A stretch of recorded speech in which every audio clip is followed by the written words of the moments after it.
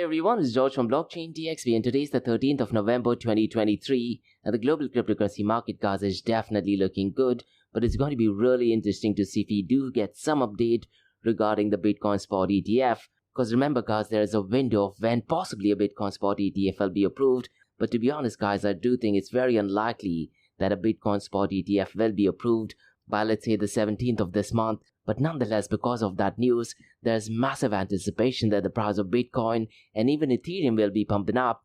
And guys, on Thursday, it looks like BlackRock, they have gone ahead and purchased quite a lot of Ethereum, and they are going ahead and applying for Ethereum spot ETF as well. So we'll definitely go ahead and touch base on that. Now look guys, the price of Bitcoin is definitely heading towards the moon, and along with that, the Bitcoin difficulty mining has hit a new all-time record. So we'll definitely go ahead and explore that. And at this point of time, I'm pretty much sure you guys know that at every 2016th block, which is roughly around 2 weeks, the Bitcoin mining difficulty gets adjusted. So we'll definitely go ahead and discuss what the new difficulty mining is, and it is definitely record breaking. Now guys, listen, the last few weeks has all been about Sam Bankman-Fried, who's the former CEO of FTX, but now we have a massive update, and looks like FTX is filing a lawsuit against Bybit, and they're actually claiming that Bybit leveraged its VIP privileges and connections with FTX staff to extract substantial amount of cash and digital assets. So we'll definitely go ahead and discuss this,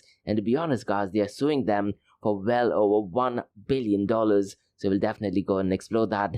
Now look guys, when you talk about cryptocurrencies in Asia, some countries are definitely pro-Bitcoin and cryptocurrencies, while some are definitely detractors. But India, guys, has had love and hate relationship with cryptocurrencies. So we'll definitely go on and discuss some news regarding India. And looks like our crypto petition has been declined.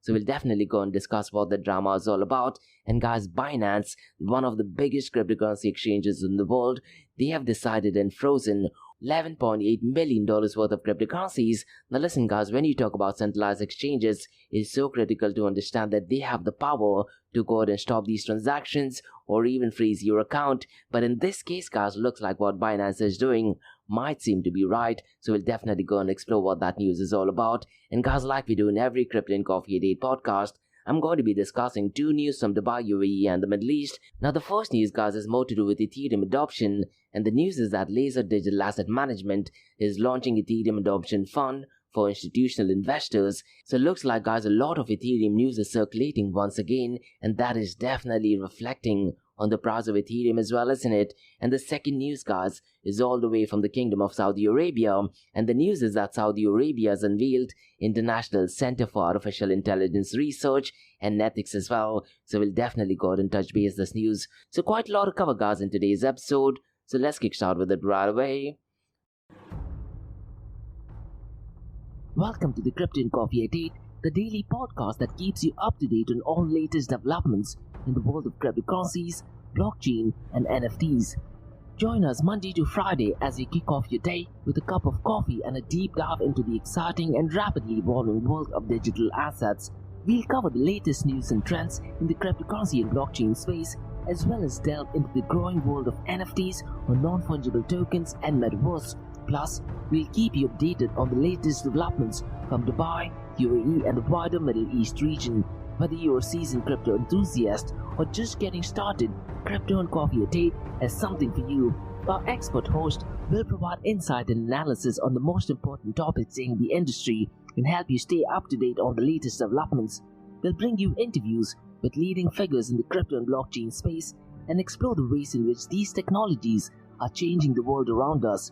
From the impact on traditional financial systems to the potential for revolutionizing industries and transforming societies, we'll cover it all on Crypto and Coffee at 8. So tune in and join us for a daily dose of Crypto and Coffee at 8, and let's stay ahead of the curve together. We'll start your day off right with the most important news and insights from the world of cryptocurrency, blockchain and the metaverse, and help you navigate this exciting and rapidly evolving landscape. In Crypto and Coffee a Day, the daily podcast covers the latest developments in the world of cryptocurrency, blockchain and the metaverse. We'll also bring you updates on the latest news from Dubai, UAE and wider Middle East region. This also includes a range of topics such as developments in the local and blockchain industry, including new projects and initiatives, regulatory updates, and policies related to cryptocurrency and blockchain in the region. local and regional events, and conferences focused on crypto and blockchain, interviews with leading figures in Dubai, UAE and Middle East crypto and blockchain community, coverage of any significant news or events related to cryptocurrency and blockchain in the region. By covering these local and regional developments, in addition to the wider world of cryptocurrency and blockchain, Crypto and Coffee at 8 aims to provide a comprehensive overview of the industry and its impact on the Dubai, UAE and Middle East region. Now before we kickstart today's episode, I have an important message, so check this out. Thank you to our sponsors for being part of the Blockchain DXB journey. Firstly, Advanced Media.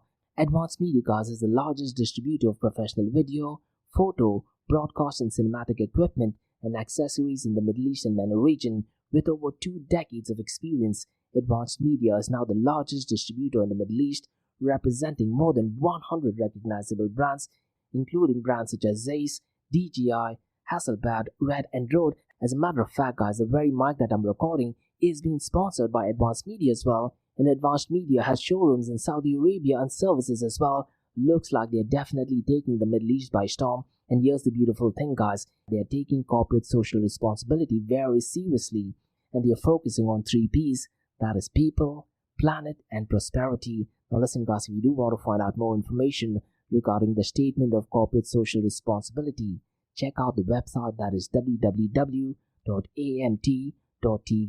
And here's the beautiful thing, guys, they also want to be a leader and set an example and reputation as a pioneer and member of the community. And in doing so, guys, they also have an AMT scholarship with SAE Institute in Dubai, UAE, so definitely check it out. And also, guys, Advanced Media is committed to persistently developing, organizing and hosting training workshops, seminars and community events that educate, inform and familiarize consumers with new equipment and the latest technological advances. So listen, guys, do one thing. If you do want to support this channel, go to the website, that is www.amt.tv, and follow the social media channels as well. All of the details are in the show notes below. Next, listen, guys, there are 3 things I'm absolutely passionate about. One is death metal, ice cold beer, and the third one is extreme sports, and that is Tough Mudder. And Tough Mudder, guys, is a series of obstacle and mud runs that'll push your physical and mental limits without the pressure of competition.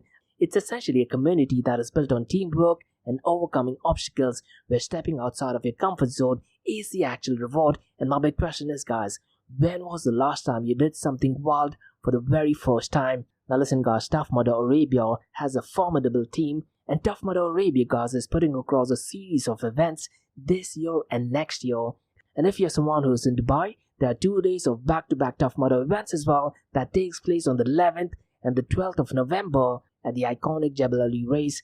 Now listen, guys, there are different distances as well. You have 5 kilometer, you have 10 kilometer, and you also have Tough Mudder for kids as well. Now so far as the Tough Mudder 5K is concerned, it's featuring 13 of the famous teamwork inspired obstacles crammed into 5K course, and so far as 10K is concerned, it has 20 of the world's famous obstacles to tackle. So what I'd really recommend you to do is, guys, go to the Instagram of Tough Mudder, give them a follow, and listen, guys, if you do want to score a discount, the discount is RaceSpace15, and the link for the discount is in the show notes below. I hope I get to see you there, guys, because to be honest, on the 11th and 12th, it's going to be my 25th and the 26th Tough Mudder, and one of my goals is to do 100 Tough Mudder, which hopefully might happen in the next few years. So look at the show notes below and get yourself registered, and hopefully see you at the event. Next, Startup OI is global one-tech platform for tech. It offers global high-paying tech jobs with flexibility in working time and location,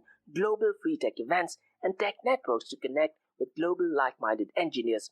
A brilliant platform to listen to the tech experts in Metaverse and to grab their insights. Now listen, all you have to do is download the app Startup OI.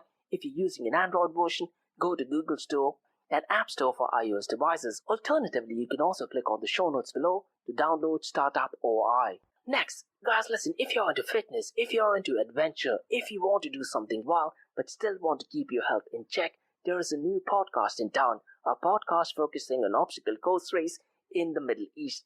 The podcast is called the Race Pace Podcast. So check out the Race Pace Podcast across all leading platforms. And the Race Pace Podcast is a peer-to-peer community-driven podcast where they talk all about obstacle course race in the Middle East, from Sandstorm to Spartan Race, from Tough Mudder to Desert Warrior Challenge, and also the Government Gov Games, and quite a lot more. The podcast has interviews with athletes locally and internationally to get inside scoop on how athletes prepare for obstacle course race. In the podcast, they also talk about interesting stories on why they are motivated to do obstacle course race.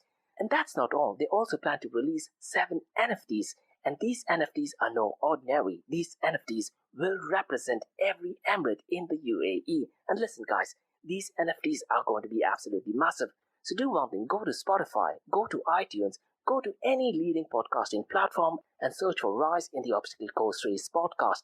And finally guys, not your keys, not your crypto. If you have dabbled with cryptocurrencies and now are seriously getting to protect your cryptocurrencies, there is no better way to protect it by using a hardware wallet. And this is where Ledger Wallet kicks in. And Ledger Wallets are hardware cryptocurrency wallets made by Ledger, a company headquartered in Paris, France. And Ledger's hardware wallets are multi-currency wallets that are used to store private keys for cryptocurrencies offline. And Ledger offers 2 hardware wallets, the Ledger Nano and Ledger Nano X wallets. They are world-class experts with extensive crypto security backgrounds. They continuously look for vulnerabilities in Ledger products in a constant effort to improve the level of security. Now, in today's world, securing these digital assets is a critical challenge, and this is where Ledger kicks in. So click the link below to buy your hardware wallet and support this podcast. It is a brilliant way to support this podcast. So what are you waiting for? The link is in the show notes below. Now guys, since you've taken care of that, let's kickstart by looking at the global cryptocurrency market. Now as of today guys, it is at $1.41 trillion. Now since the last 24 hours though, it is marginally down by 0.59%. If you look at the total cryptocurrency market volume over the last 24 hours, it is at $48.55 billion. And since the last 24 hours, it is actually down by 6.61%. Now mind you guys, I'm looking at these numbers in the early hours of Dubai or Middle East, and technically it is still Sunday in most of the Western countries, isn't it? I'm pretty much sure these numbers will drastically change on Monday and Tuesdays as per the US and Western country times. Now so far as the volume in DeFi is concerned, it is definitely not looking good. But what is surprising guys, since the last 24 hours, DeFi is actually accounting for a higher percentage than it has possibly been for the entire of 2023, because as of today guys, 13th of November, DeFi is accounting for 15.86% of the total cryptocurrency market volume, so definitely strange anomaly. But if you look at it in terms of dollar amount, it is only at $7.7 billion. Now if you look at the total value locked guys, it is well below the $50 billion mark at $46.59 billion, and so far as the total value locked is concerned, Lido is still dominating with $18.53 billion, and decentralized exchange to centralized exchange guys is definitely looking good, which is a bit strange guys, because what I've noticed guys since the last few months, decentralized to centralized exchange on a weekend actually goes down, and it pumps up on Tuesdays and Wednesdays for some odd reason. But this, to be honest, for the very first time, probably in the last few months, decentralized to centralized exchange dominance has definitely crossed the 20% mark. As a matter of fact guys, it is at 27.36%, so definitely brilliant stuff. Now I'm really curious to check if this number changes on Tuesdays or Wednesdays. Now guys, let's quickly run through the 24-hour volume of decentralized exchanges, because the number 1 is Uniswap, and in terms of 24-hour volume, it is $1.14 billion. Thorchain guys is at number 2nd. In terms of dollar amount, the transaction is at $333.34 million. Definitely strange, because to be honest guys, on an average given day, Thorchain's volume is definitely well below the $100 million mark, so getting numbers at $334.34 million is definitely looking good, but at the same time it is a massive anomaly as well. Now the number 3 guys is PancakeSwap. In terms of dollar amount, it is $286.78 million. The number 4 is Trader Joe at $133.32 million, and finally guys, Orca at $125.88 million. Now guys, let's quickly run through the volume of stablecoins, because the volume is only at $42.17 billion, and stablecoins guys account for 86.87% of the total crypto market 24-hour volume. And out of this $42.17 billion, Tether USDT is accounting for $35.70 billion, Circle USDC at $3.88 billion, and finally guys, Binance BUSD's volume, which is extremely low, but it is still at number 3rd so far as the volume of all stablecoins is concerned, and it is only at $500 million. Now guys, let's quickly run through the market cap, 24-hour trading volume and dominance between Bitcoin and Ethereum. Now look guys, one of the reasons why I started comparing this number is only because Ethereum, after they did the London hard fork upgrade, I was under the impression that Ethereum will actually overtake Bitcoin so far as the market cap is concerned, and the time horizon I was looking at was 18 months since the London hard fork kicked in. But unfortunately guys, it has been well over 2 years since the London hard fork kicked in. It did actually take place on the 5th of August 2021, and as a matter of fact guys, Ethereum's market cap is well below the 50% mark. As a matter of fact, it is almost 1/4 of that of Bitcoin's market cap. And to be honest guys, I really am not sure if Ethereum will actually overtake Bitcoin so far as the market cap is concerned. But as of now guys, Bitcoin's market cap is at $723 billion, whereas Ethereum is only at $246 billion. Now could this change if, let's say, for some weird reason an Ethereum spot ETF is approved before Bitcoin spot ETF is approved? Then I'm pretty much sure Ethereum's numbers will be close to Bitcoin's market cap, isn't it? That is just wishful thinking, I guess. Now guys, if you look at the 24-hour trading volume between Bitcoin and Ethereum, Bitcoin's 24-hour trading volume is $13.1 billion, whereas Ethereum is at $8.8 billion.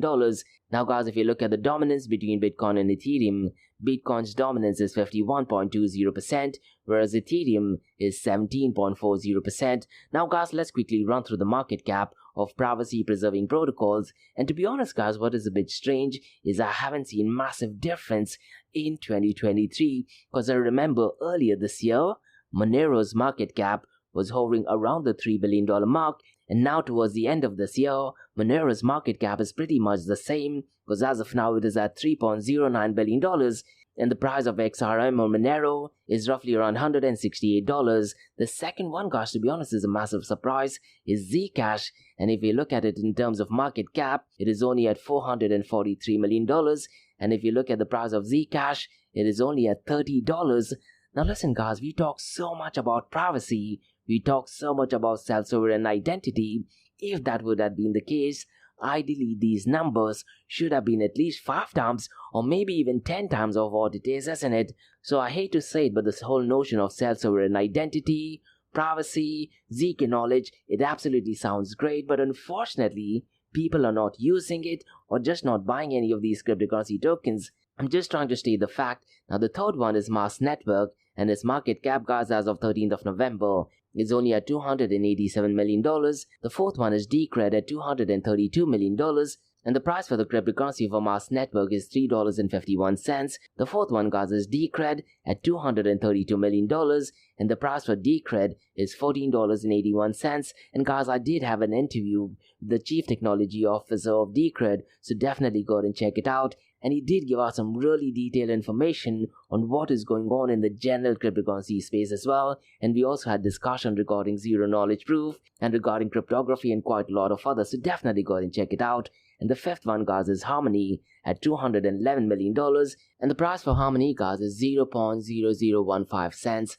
So those were the top 5 privacy coins so far as the market cap is concerned. Now guys, before we look at the king of all kings, that is Bitcoin, let me run through a project or protocol called as Chia, because to be honest guys, they definitely did make quite a lot of news going back to 2020. So let me go ahead and explain what Chia network is. Because guys, they are a unique blockchain that aims to be energy efficient, and they are designed for enterprise use. And Chia network guys is a blockchain that uses its own programming language called as Chia Lisp, and they have a consensus mechanism called as proof of space and time, and it was founded going back to 2017 by Bram Cohen, who is also the creator of BitTorrent. And Kazi established Chia network in 2017, and the project is led by experienced individuals including Gene Hoffman, who is also the COO, and Mitch Edwards, who is the CFO or Chief Financial Officer. Now in 2021, Chia network raised $61 million in funding from venture capitalists like Andreessen Horowitz and Galaxy Digital as well. Now let me go ahead and share some of the unique features guys,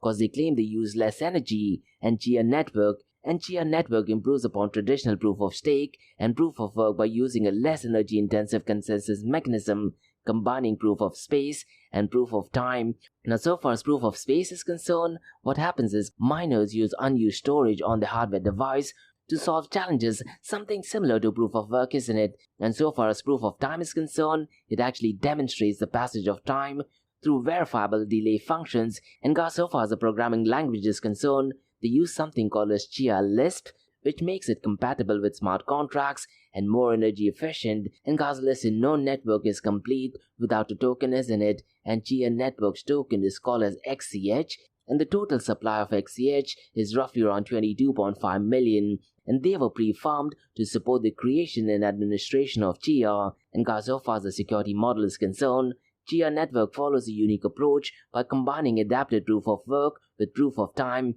and unlike decentralized autonomous organization, it has a traditional corporate structure, and they plan to list its equity on a stock exchange as well. So essentially, in some regards, Chia Network stands out for its energy efficiency, unique consensus mechanism, and a combination of traditional corporate governance with blockchain technology. So what are your thoughts, guys, about Chia Network? I was a bit surprised, guys, to be honest, to find out that they were actually backed by Andreessen Horowitz and Galaxy Digital. Now, guys, let's look at the king of all kings, that is Bitcoin. And to be honest, guys, I wouldn't be surprised if the price of Bitcoin does actually cross the $50,000 mark based on the news that is circulating right now, not just regarding Bitcoin spot ETF, but also because of Ethereum spot ETF. But listen, guys, all price predictions are 100% right 50% of the time. Now, as of now, it is at $36,980, and since the last 24 hours, it is down by 0.53%. Since the last 7 days, it is up by 5.96%, and guys, Ethereum right now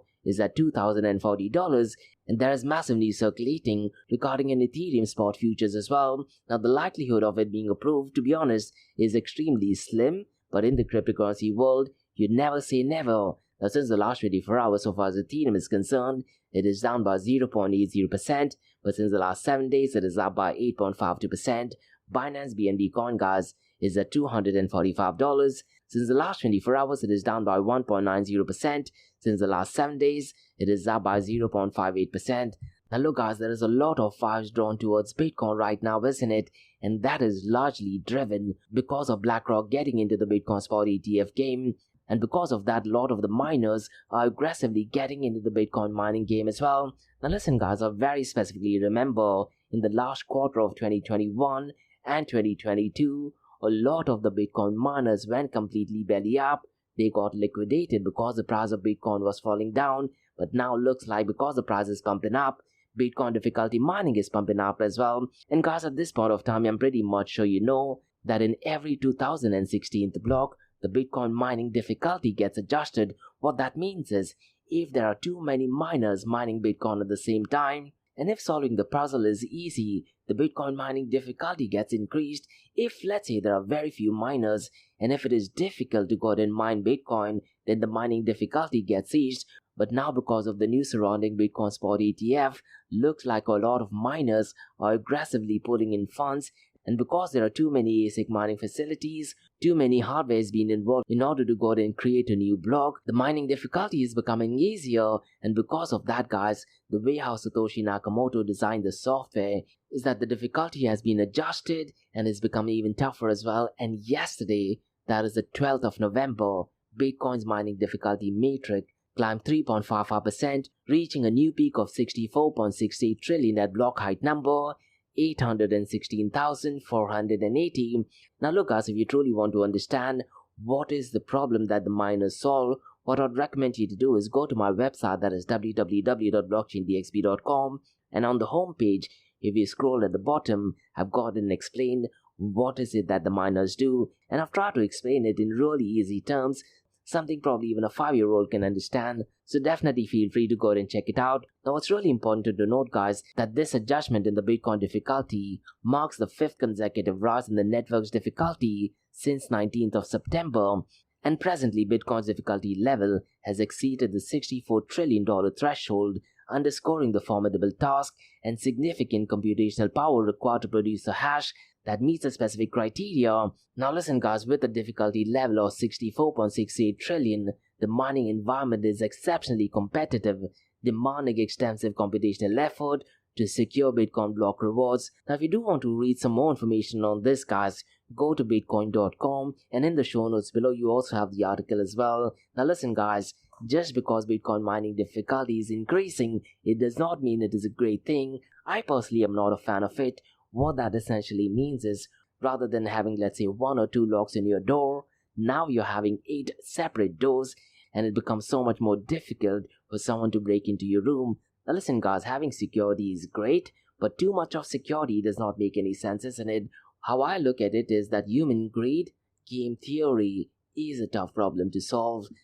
Now guys, let's discuss some drama between FTX and Bybit, and the news is that FTX's bankruptcy estate, which is led by CEO John J. Ray III, has initiated a legal action against Bybit along with its investment arm Irana and several executives, and the objective of the lawsuit is to reclaim funds and digital assets that Bybit allegedly withdrew from FTX shortly before its financial collapse, and guys, the current estimated value of the asset in question is approaching $1 billion.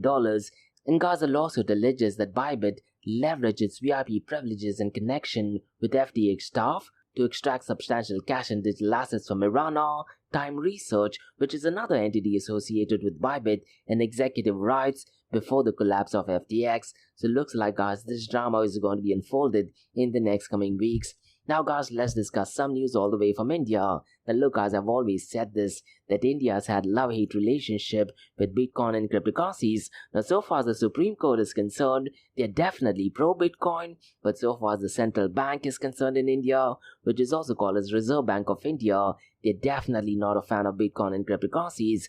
But this news guys has more to do with the Supreme Court of India, and they have actually rejected a public interest litigation, also called as PIL, to establish regulations and a framework of guidelines for cryptocurrency trading in the country. And a benchmark guys, which was headed by Chief Justice D.Y. Chandrachud, said that the relief sought in the plea were more in the nature of legislative direction. Now if you do want to find out the official link guys, it is actually published by an Indian publication called as Hindu Business Online. And listen guys, the Indian Supreme Court has turned down a plea seeking the establishment of regulations for cryptocurrency trading, and the Chief Justice of India leading the bench remarked that the petition's demands were better suited for legislative considerations rather than a court decision, and the petitioner, who is Manu Prashant Vig, is currently in custody as part of cryptocurrency-related case. Now here's where it gets interesting guys. Manu Prashant Vig is facing allegation of enticing individuals to invest in cryptocurrencies by promising significant returns, and the Economic Offence Wing, or EOW, of the Delhi Police filed a case against him going back to 2020. Now it's important to know that Manu Prashant Vig served as one of the directors of Blue Fox Motion Pictures Limited, and looks like he's the one who's allegedly deceived investors, and a total of 130 investors filed a case with the EOW, that is the Economic Offence Wing, and they are claiming that they were being misled by Manu Prashant.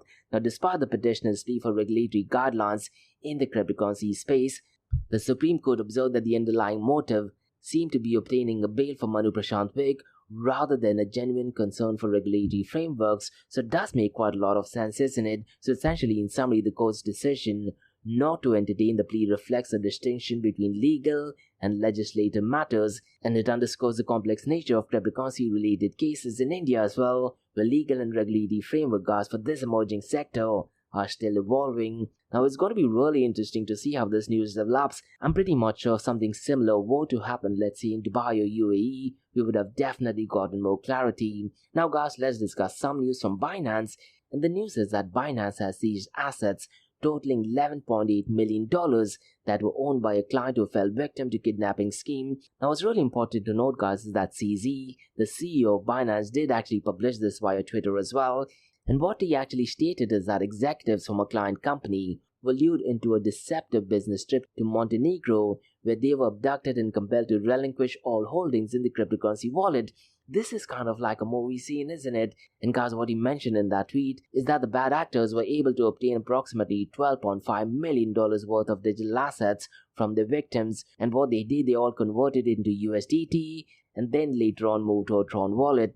Now look guys, I'm definitely not a fan of centralized exchanges freezing someone's wallet, but in this case, looks like what Binance has done seems to be absolutely spot on, isn't it? So those were the macro level news from the cryptocurrency world guys. Now let's look at 2 news from Dubai, UAE and the Middle East. The first one has to do with Ethereum Adoption Fund, and the news is that Laser Digital Asset Management is launching Ethereum Adoption Fund for institutional investors in Dubai. And Laser Digital Asset Management guys is a subsidiary of Nomura, and they have launched the Ethereum Adoption Fund for institutional investors. And guys, the fund focuses on long-only spot positions in Ethereum and employs a yield enhancement strategy through staking. And this, guys, marks the second digital adoption investment solution following the launch of Laser Digital Bitcoin Adoption Fund in September. And guys, this one is called as Laser Digital Ethereum Adoption Fund SP, and it is essentially a segregated portfolio under Laser Digital Fund's SPC in Cayman Islands. And so far as Coin is concerned, guys, it's important to know that they are regulated by UK Financial Conduct Authority and also by Dubai's Virtual Asset Regulatory Authority. And Comino is the company that will provide custody for the fund's assets, and Sebastian Golito, who was formerly Nomura's Chief Scientist Officer, will be leading Laser Digital Asset Management, and he has over 25 years of experience. And Fiona King is the head of distribution, and she brings expertise from Nickel Digital Asset Management and Bank of America Merrill Lynch as well. And Sebastian, guys, has emphasized Ethereum's role in driving economic growth and transformation from analog to digital. But to be honest, guys, I really am not sure if there is more use case of Ethereum in the real world, isn't it? Because what I'd really recommend you to do is go to dappradar.com and look at the decentralized apps that are currently working on Ethereum, but that is a completely different topic altogether. Now, so far as the Ethereum Adoption Fund is concerned, the fund aims to capture the structural technology trend and the expansion of the Web 3.0 economy's network effect. And Fiona King, guys, highlighted the excitement of offering institutional investors a regulated product for Ethereum investment and staking. And Laser Digital aims to simplify digital asset investment strategies, fostering secure international engagement. And guys, listen, Laser Digital was launched by Nomura, and it was co-founded by Stephen Ashley and Jez Mohidin, and it is essentially combining global investment banking capabilities with crypto-native expertise, isn't it? And they are headquartered in Switzerland. And Laser Digital, guys, operates at a high-risk management standards, compliance and commercial viability as well. And the team believes in responsible engagement with digital asset and maintains an open and dynamic culture. And Laser Digital adapts to market needs, swiftly capitalizes, and shares learning with clients and partners. And guys, the institutional market benefits from greater confidence through Laser Digital's scalable and robust opportunities in digital assets. And look, guys, so far as UAE is concerned, I'm pretty much sure people are loaded with quite a lot of funds, isn't it? And over the weekend, guys, I was just going to an area called as Dubai Design District 3, and I very specifically remember in 2017, there was a consensus office as well over there. So I'm pretty much sure this news will definitely be impacting Dubai and also the global Ethereum ecosystem as well. Now, guys, let's look at some news in the world of artificial intelligence, all the way from Kingdom of Saudi Arabia. And the news is that Saudi Arabia has unveiled International Center for Artificial Intelligence Research and Ethics. So let me go ahead and give out some more bits and pieces of information. Because, guys, the center aims to promote ethics in advanced technologies and contribute to artificial intelligence sector policy development in the Gulf region. And Saudi Minister of Culture, that is Prince Badar bin Farhan, announced the center's establishment as UNESCO's General Conference on November 11th, and Crown Prince Mohammed bin Salman approved this initiative in June of 2023. And the center's goal is to advance competencies and legislative frameworks in artificial intelligence and advanced technologies. And guys, the proposal was submitted to UNESCO in March of 2022, and it also gained support from Kuwait and Oman. And guys, this center will operate with legal personalities and financial administrative independence, and it aims to foster the growth of advanced technologies like artificial intelligence within the kingdom. And guys, listen, since 2023, I'm seeing quite a lot of news regarding artificial intelligence in Saudi Arabia, probably more than other countries, not just in the Middle East. And PwC is actually projected that artificial intelligence would contribute $135 billion to Saudi economy by 2030, and this would position Saudi Arabia as the primary beneficiary of the technology in the Middle East. And guys, the Global Cybersecurity Forum Institute was established in Riyadh in June to enhance cybersecurity efforts. And guys, the institute will host an annual Global Security Forum to discuss ways to protect cyberspace and maximize its benefits. And Microsoft Chairman and CEO Satya Nadella has often stated that Saudi Arabia's push towards artificial intelligence has significantly increased productivity, and he also sees the age of artificial intelligence as a fantastic time for Saudi Arabia to create world-class technology. And he also emphasized that small businesses in Saudi Arabia could become more productive by leveraging AI advantages, and Saudi Arabia guys continue to embrace advanced technologies to drive economic growth as well as in it, and the International Center for Artificial Intelligence Research and Ethics adds to the country's efforts in becoming a technology leader, and the establishment reflects a broader strategy to position Saudi Arabia at the forefront of global technological innovation. So definitely very positive news guys, not just for Saudi Arabia, but for the global artificial intelligence space as well as in it. So those were all the news guys from Crypto and Coffee Date from Blockchain TXP. In case if you guys have any feedback or suggestions, drop me an email to info@blockchaindxp.com. Check out my website www.blockchaindxp.com, and also check out my other website area2071.com that talks everything about metaverse. And guys, if you like listening to this podcast, please click on the follow button, give it a 5-star rating, and share the word across. Now for the next few minutes, it's going to be an Ask Me Anything series where you listeners can ask any questions regarding Bitcoin, blockchain, beyond blockchain, cryptocurrencies, NFTs, DeFi, and metaverse. So let's kick start with the Ask Me Anything series.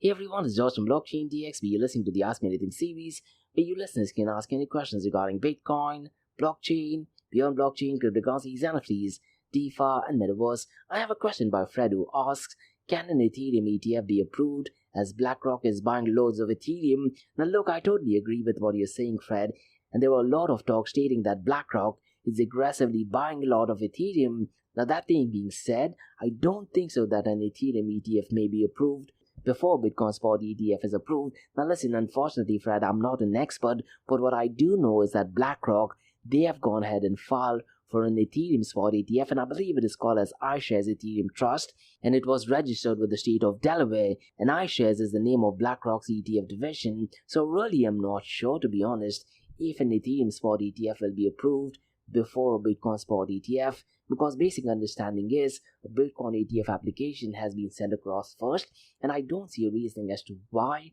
they would approve an Ethereum ETF before Bitcoin Spot ETF. But one thing which I can say is, let's say if the US Security and Exchange Commission does approve one Bitcoin Spot ETF, it will be left with no other choice but to go ahead and approve all the 12 other Bitcoin Spot ETF, unless there are some findings that they don't like in the application. And once that is approved, I don't see a reason as to why an Ethereum Spot ETF is not approved, because the US Security and Exchange Commission have clearly said that Ethereum is not a security. And that brings to the next question, what happens to XRP? Because as of now, the understanding is that XRP is not a security, so there is a very high possibility that we'll be having an XRP or Ripple Spot ETF as well. Now, so far as my understanding is concerned, Fred, that there is a window based on the first application that if a Bitcoin Spot ETF were to be approved, I believe it is by the 17th of this month, where a Bitcoin Spot ETF will be approved. And the Bloomberg analyst did actually state if one Bitcoin Spot ETF is approved, that there is a very high possibility that all the 12 Bitcoin Spot ETF will be approved as well. Now, personally, I don't think so that a Bitcoin Spot ETF will be approved now. What happens is that based on the application, I believe they have roughly around 200 to 280 days to go ahead and make a final decision. And that final decision falls on the second or the third week of Jan. And at that point of time, we'll clearly know if a Bitcoin Spot ETF is approved or not. But what I think is, Fred, there's a very high possibility that the US Security and Exchange Commission will go ahead and delay it further. That's what I think. But I don't think that an Ethereum ETF is approved before Bitcoin Spot ETF. But in the crazy cryptocurrency world, never say never. So definitely a brilliant question, Fred. And that's about all, guys, from the Ask Me Anything series on Blockchain DXB. In case if you guys have any feedback or suggestions, drop me an email to info@blockchaindxb.com.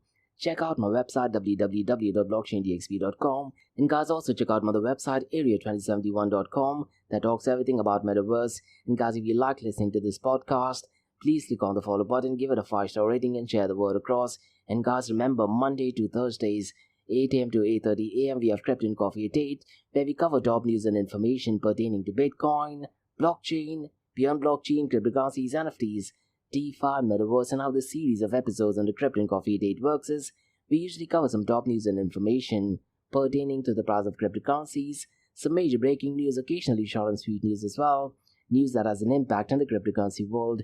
The other two news and information is related to Dubai, UAE, and Middle East in the world of Bitcoin, blockchain, beyond blockchain, cryptocurrencies, NFTs, DeFi and Metaverse. And what you're listening to right now is the Ask Me Anything series, where your listeners can ask any questions regarding Bitcoin, blockchain, beyond blockchain, cryptocurrencies, NFTs, DeFi and Metaverse. So thanks so much for listening, guys, and have a nice one. Bye-bye.